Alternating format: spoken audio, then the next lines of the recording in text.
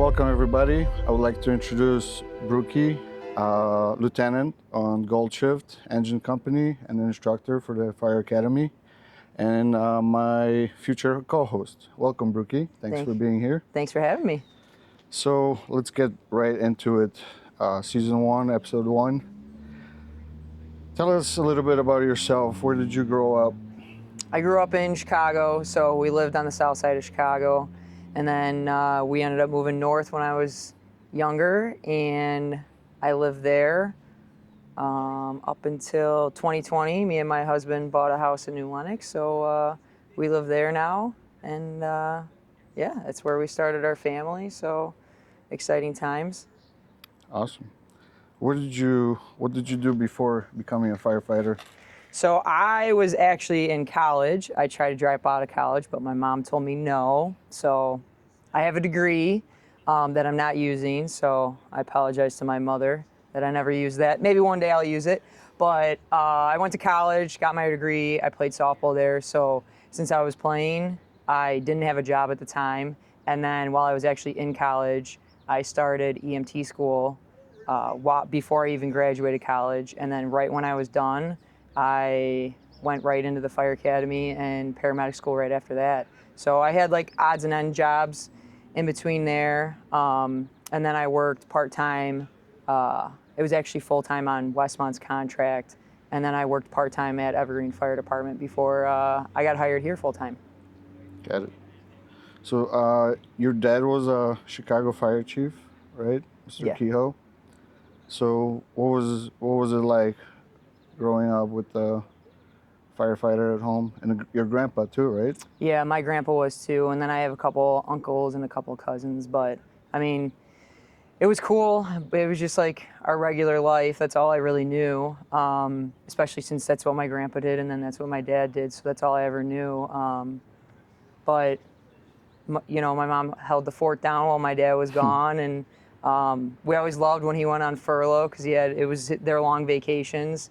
But because he was a fireman, he was able to be there for all of our sporting events. So like throughout college, he never missed a game. He was always there because he was able to do flips and everything. So yeah, he was always there and never really missed much. Like obviously, you know, the holidays and everything he missed, but he tried to be there for basically everything. But he helped kind of, obviously both my parents, but him being in that field, you know, showed the physical aspect of everything. And that's what I liked growing up was like I played sports and everything, so the physical aspect of the fire service. But seeing him with like his guys and everything kind of taught me like the whole tradition and like strong family, strong friendships that I hope to continue carrying over into my career. So was he supportive when you decided to become a firefighter? Oh, absolutely. He thought it was awesome, and he always said like, you know, yeah, you know, everyone, you know, has that persona that, you know, females in the fire service, but he was like, you're one that can do it. And he's had females on his companies before that he said some of the females could outwork some of the males. So he said, you know, doesn't matter if you're male or female, as long as you can do the job, you know, it's your job. So no, he was always supportive, still is supportive. I call him all the time for different things, so, which I'm super appreciative of. Awesome. What was the hiring process like for you? For the Fire Academy or for Let's start with Romeoville Fire first, so, the full-time process. Back when I tested,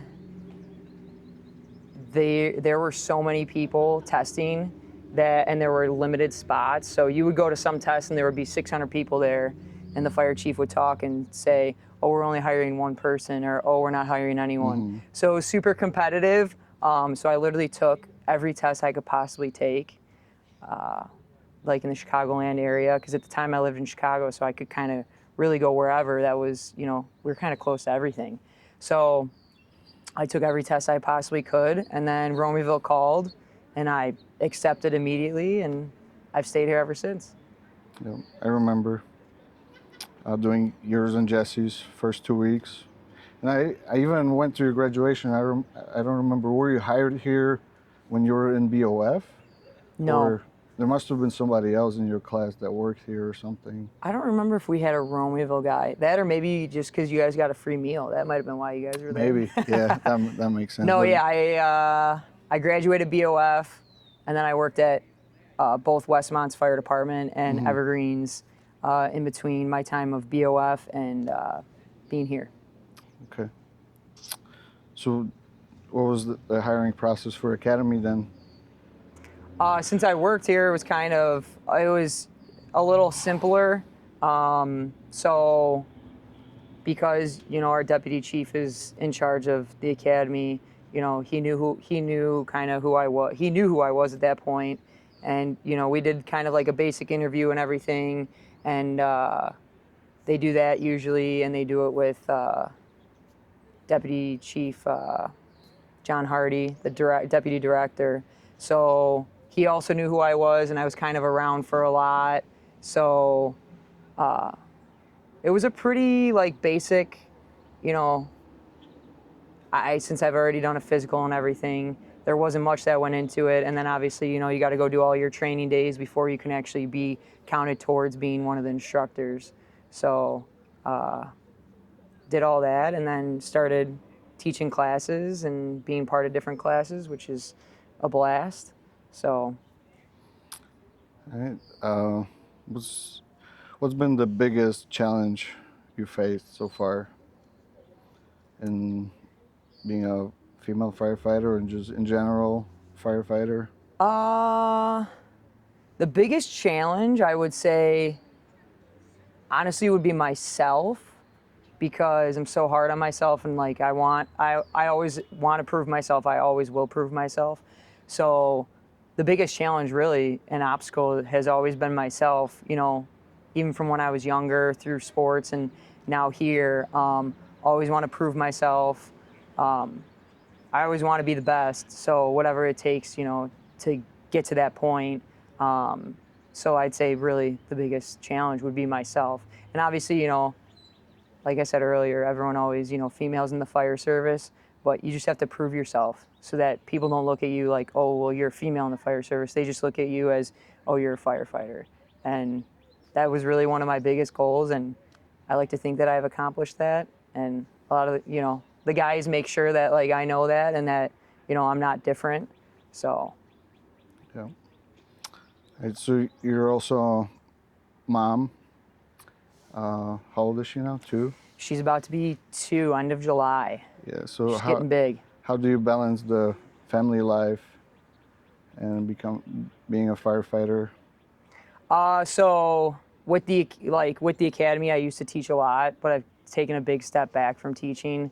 I like to spend my off days obviously with her, and my husband has a Monday through Friday job, so I don't want her to be with someone else all those days. So, but balancing, it's at the beginning it's a little tough. You obviously have to leave the baby, come to work for 24 hours. We made the adjustment really well, and he does all the work when I'm not there. So kudos to him, and it's just basically being part of a team, just like it would be here. So he does his part, I do my part. Our families chip in when I'm at work, but I had to step back from the academy a ton. I went back for a little bit, but then you don't have babysitters, so I stepped away. I don't do that much with the academy right now, but then picking up overtime and everything, same thing. That's the balance. How much can I pick up? When can I pick up? We're kind of in an agreement, me and my husband, that weekends is when that's the easiest time, because then we don't need a babysitter, and then he's got her and the puppy for 48 hours. So, but it's been okay.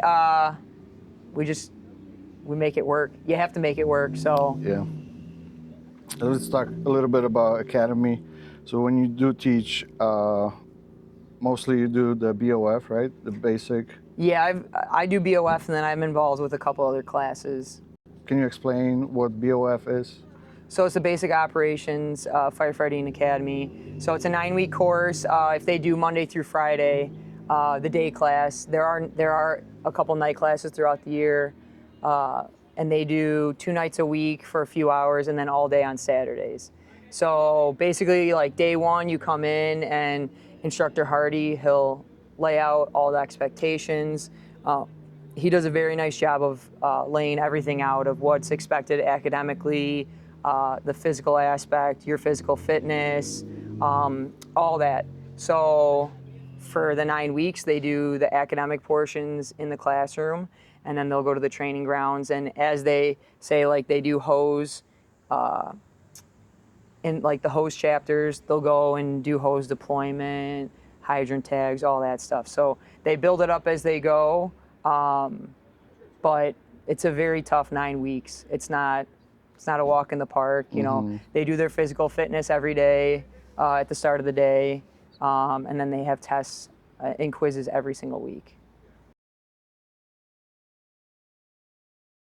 All right, so we have 2 3-story towers. This one on our right-hand side here, that has been decommissioned, only for live burns, so we don't do any sort of live burns in there. So no smoke or fire in there. If anything, we can use a smoke machine. But we have SCBA mazes in there, so the kids will go on air and full gear, and they'll have to get through mazes while on air, and it's more for their consumption to see, you know, what they struggle with and what their strengths are. There's a hole in the floor in there, so we could do, you know, down firemen. There's a bunch of different things we can do in there, but they're kind of refurbishing that one, and hopefully at some point we'll be able to do some more burns in there. But this one on our left is brand new. It's only a couple years old. This is where we do our live fire. This one's pretty unique. The first floor has a burn room, and the second floor. And on your second floor, you got some couple big bedrooms up there. And your third floor, actually, you can move all the walls, so you can kind of make your own maze up there. So even though people are in the towers all the time and they kind of know the setting of it, you can go up there and you can change whatever you want. You can make more rooms, you can kind of make hallways, so that's pretty neat. We got balcony here on the side, a couple in the back, so for some rescues. And we actually have a hole in this floor. Obviously it gets covered, but you can put the sono tube down it, and you can kind of do your rescues through there too. So the TRT classes, they'll come here, do some stuff there, along with up on the roof. They have a couple of different props up there that you can do some technical rescue stuff. So it's pretty neat. And yeah, you can actually, this one's actually has a makeshift basement. So you can do rescues in the basement, or you can do, you know, basement fire where a firefighter has to get out of the basement. Or the higher windows, right? Yep, the higher windows, they're in the back, so they're above where the door and these windows are at. So whether, you know, you get yourself up and out of the window yourself, if someone's got a ladder to throw through the window, or use a tool to get out. But yeah, this one's pretty neat because we can do a full-blown basement evolution. This one over here is our single-story, single-family home. We have an attached garage where we can set that car on fire, along with, there's a full kitchen in there, a couple bedrooms. Yeah, so, and then obviously you have your forcible entry door here. We have a couple of those throughout the grounds. We use those on the outside of the buildings, but then they actually have the doors going in. Some of the doors are inward swinging, some are outward swinging, and we can put chocks in those doors, and they have to force those doors also. So a little extra challenge for the candidates. This one here is our rollover prop. So it's a rollover simulator.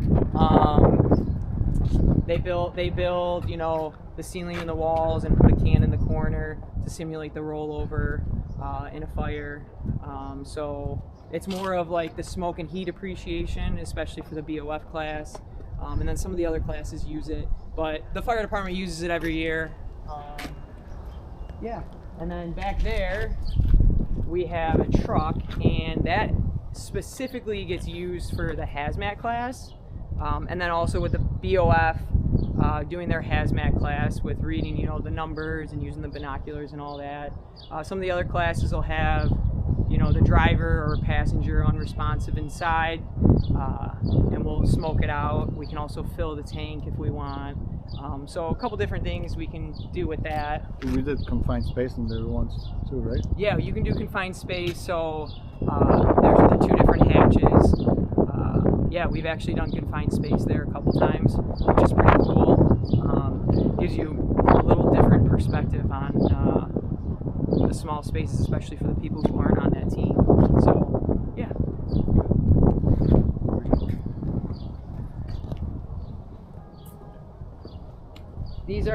We use some of these for different classes, and a lot of them, like the candidates we'll put these on the ground and they'll crawl through those with their SCBAs on just to get comfortable with them. You have all the doors and windows to learn how to pick, you know, the locks and the door handles or the locks on the windows without doing excessive damage. So yeah, that's in some of the advanced classes. You don't do that in the BOF class. We have this right here is our new roof prop. It's nice because it's on the ground, it's safe. You can bring it up with an incline, but it's safe so that the candidates, you know, while they're getting comfortable using the hand tools, using the saws, they can come out here on the flat one, and then we do have a raised one that they actually have to climb the building and go onto. So we got a little boat here. Obviously we don't have water here, so that class is elsewhere. This is a wire prop. The wires aren't really there right now. They have to, while we're starting a new before we start the new BOF class, they're gonna put new wires in. But that's to get comfortable with the SCBA pack also, you know, if you get tangled in something. A couple other props, we have our Denver prop. That's after an incident that happened in a small little office building, small little area. So, you know, you'll go through the window and have to get either the downed fireman or the citizen out. As you can see, it's pretty narrow. So you have to maneuver them with the right movements to get them up and out the window.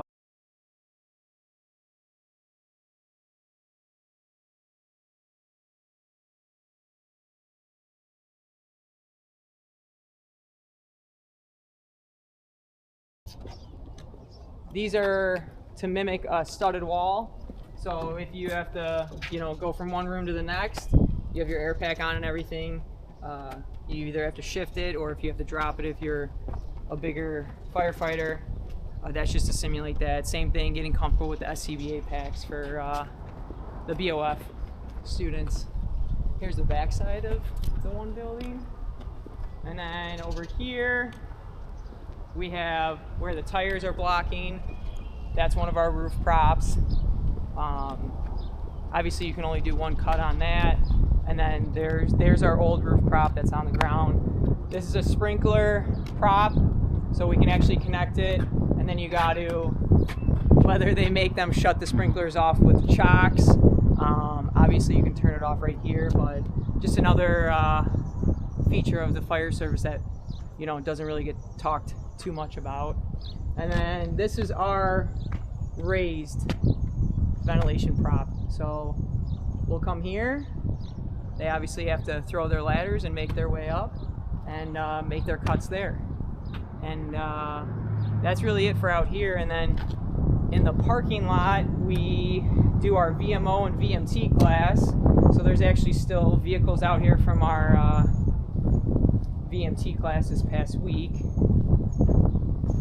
So this class uses trucks, buses, your regular, you know, family cars. You see the semi over there. They'll bring any type of cars and vehicles that they can bring out, they'll bring out, you know, and they'll flip them all, and they put on a really, really nice class. So if you're looking for a good advanced class, that's one to definitely take. The BOF also has like basic, right? Extrication stuff. So BOF, they do the basic extrication in every class, and then they're actually throwing it into some of the other classes now into the curriculum. So we'll see where that goes. And then we do have a couple other off-site places.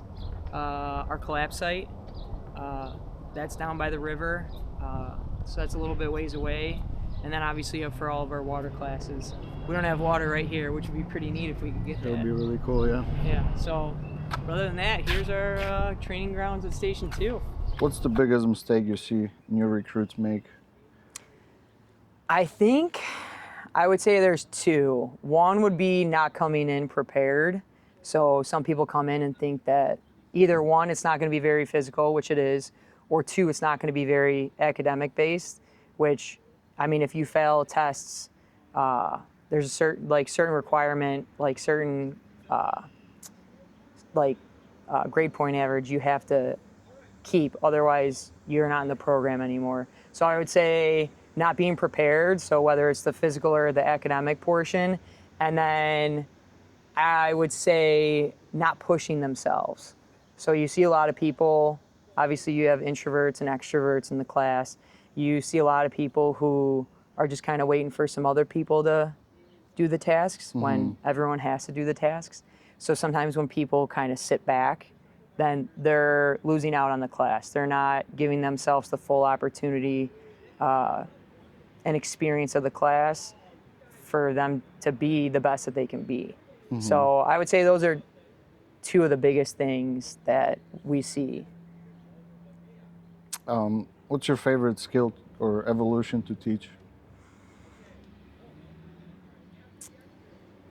My favorite one, it kind of depends on the class. So the class and the group, but I like seeing the hose deployments because I think sometimes some of the kids come in super confident that it's super easy, but it's not. You know, you got to watch every corner, every turn, every piece of furniture going up and down the stairs. So I like to see that. And then sometimes if you get a class that's really good at ladders, they all get super competitive. So those are super fun. And then obviously, I love when they can put it all together and you do the live burns, which is a blast for everyone. You know, you get to see all their hard work pay off and it all kind of come together into one. So if someone was thinking about becoming a firefighter, what do you think that they should start doing it today already to prepare themselves for the class? I would say you need to start, if you don't work out, you need to work out, and it needs to be consistent. Do that on a daily basis. Get yourself mentally ready for the academic portion, and ask questions. Go and ask people who've done it, and see what they say that they need to do to prepare. And but definitely the physical aspect is probably the biggest if you're not into the physical fitness yet. And then just mentally prepare yourself that it's a rigorous academic portion to it. Yeah.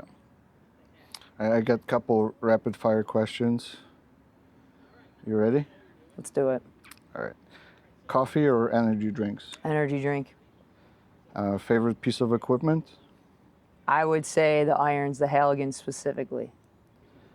Favorite station meal? Pasta salad. Workout in the morning or evening? Morning. Favorite firehouse tradition? I would say the meals together. Engine, truck, or ambulance? Truck. One word your crew would describe you. I would say serious. All right. So one more question for closing. Looking back at your career, what are you most proud of? I would say that I was able to build a name for myself. Everyone was always like, oh, you're going to follow in your dad's footsteps type deal. So I came here to Romeoville. No one knew. There were a couple people that knew kind of the family name and everything. So I wanted to start somewhere myself. I originally wanted to go to Chicago. It's all I kind of knew growing up. So really coming here, making my own name, and becoming, a good employee and a good firefighter paramedic, and just being there for everyone else around me and continuing to work hard and trying to help build the best crews that we possibly could have. So last thing. So I want to start a tradition for these episodes where guest answers the question. So since this is episode 1, I came up with a question, and then after this you can give me your question for the next guest, okay? So my question is, what's one fire tradition you think every fire department should have, and why? I think honestly, like I said earlier, one of the biggest things is meals together. So like I've heard at different places and different crews, people not eating together. That's where you get to learn about each other's families. If something's going on in, their life, that's kind of where you learn. And that's like the time where like you guys get to joke around the most. So that's really the time where you get to learn the most about each other. And when you cook together and you eat together, like that's team bonding right there. So I never want to see that go away. I know it's kind of certain places and certain, shifts and crews that kind of goes away. Even if like people are into the meal prepping and everything, or don't want to eat whatever's getting cooked, like you still got to be there and cook with each other and eat with each other. Otherwise, like you're kind of you're dividing the team up, you know? So I think that's one of the biggest things. That's a huge tradition that you got to keep going. Same thing with like, we do it here, like Pizza Fridays. I know like other places do Saturdays and stuff, but like Pizza Fridays, like everyone gets all excited when you come in on a Friday and you're like, oh, we get pizza tonight, because we don't get pizza often. Right. And it's the same thing with like breakfast on the weekends. You have brunch, everyone's kind of ready to go earlier in the day to eat. So just those like little things that I never want to see go away. Yeah, I love it too. All right, well, thank you so much for your time. Thanks for helping out, and Thank you. we'll see you. Yeah.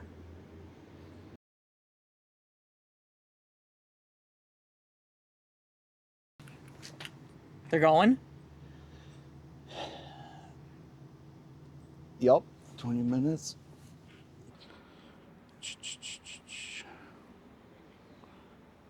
It says you're a mother of 10 here. I did see that. I was like, 10 what? Hopefully we had enough memory. Just last note. Is that Nick? Yeah, that's Muggs.